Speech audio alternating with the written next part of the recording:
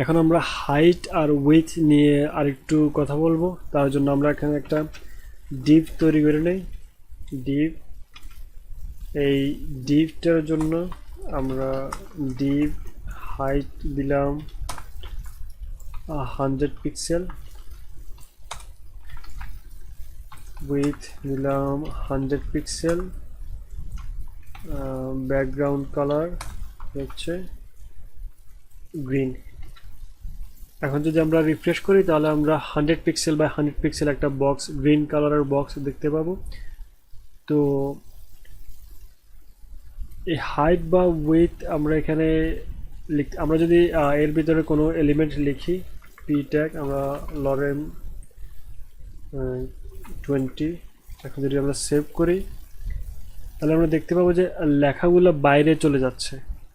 তার মানে এটা বক্সটা 100/100-এ রয়ে গেছে, কিন্তু যে এর ভিতরে লেখাগুলো আছে সেগুলো এই জায়গাটার মধ্যে হবে না, তার জন্য আর একটু বেশি জায়গা লাগবে।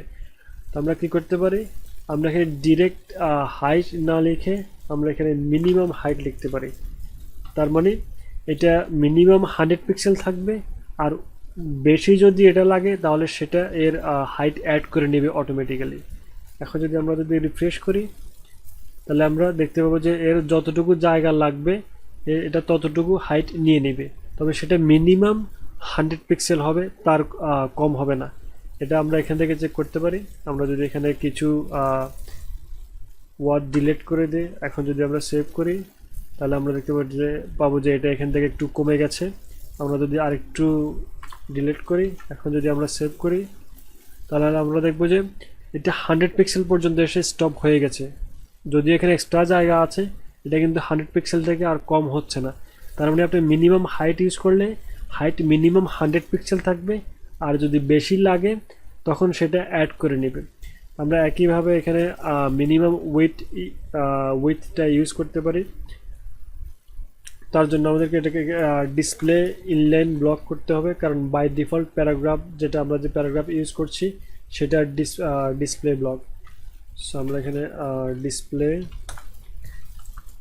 ইনলাইন ব্লক ইউজ করি, আর এখানে মিনিমাম উইথ আমরা ইউজ করি 100 পিক্সেল, এবং আমরা এটাকে যে কয়টা ওয়ার্ড ছিল সেগুলোকে এখানে নিয়ে আসলাম।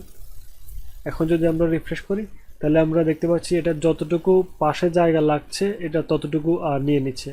এখন যদি আমরা এখান থেকে ডিলিট করতে থাকি ওয়ার্ড, এখন যদি আমরা রিফ্রেশ করি তাহলে এটা কমতে থাকবে। তার মানে এখানে যতটুকু ওয়ার্ড আছে ততটুকু পরিমাণ এটা উইথ নেবে। আমরা যদি আরো ডিলিট করি, আরেকটা এখান থেকে ডিলিট করে দেই, তাহলে এখন আপনি ক্লিয়ারলি দেখতে পাচ্ছেন যে 100 পিক্সেল, মিনিমাম 100 পিক্সেল এটা স্টপ হয়ে গেছে। এখন আর এটা এখান থেকে কমছে না। তার মানে মিনিমাম হাইট বা মিনিমাম উইথ ইউজ করা হচ্ছে।